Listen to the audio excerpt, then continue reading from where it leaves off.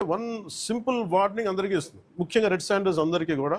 Red శాండర్స్ని ఎవరైతే support చేస్తున్నారో, మీరు స్మగ్లర్స్ కావచ్చు, కొట్టేసే వాళ్ళు కావచ్చు, కింగ్ పిన్స్ కావచ్చు, it's a very firm warning to you all.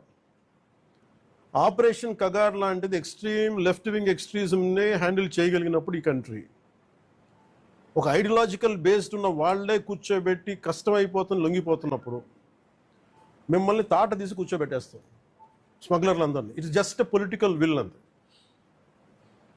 మీరు కనుక ఇదే పనిగా చేస్తే 6 to 9 months or 1 year అదే పని ఆపరేషన్ పెడతాం మీ అందరికి.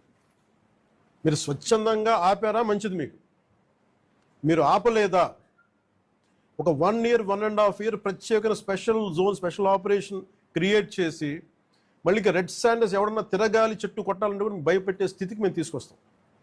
మేజర్ మీకు ఒక యాక్ట్ ఉంది, ఎవరన్నా సరే రెడ్ శాండర్స్ చెట్లు కొడితే వాళ్ళ ఆస్తులను కూడా సీజ్ చేయొచ్చు. ఆ అమెండ్మెంట్ ఆల్రెడీ చేస్తుంది ఫారెస్ట్ యాక్ట్లో.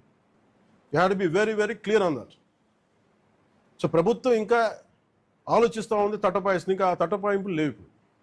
మీకు వెరీ స్టర్న్గా వెరీ ఫర్మ్గా చెప్తున్నాం, రెడ్ శాండర్స్ స్మగ్లర్స్ అందరికీ కూడా, దాంట్లో పాల్గొనే వాళ్ళు ప్రతి ఒక్కరికి కూడా it's a matter of time.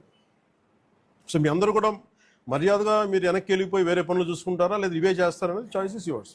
ఎందుకంటే వన్స్ మేము ఆపరేషన్ స్టార్ట్ చేసినప్పుడు మటుకు ముఖ్యమంత్రి గారి దృష్టికి తీసుకెళ్తాం, ఆల్రెడీ ఆయన స్టార్ట్ చేశారు.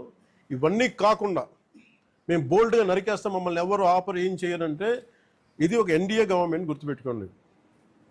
It's a tough government.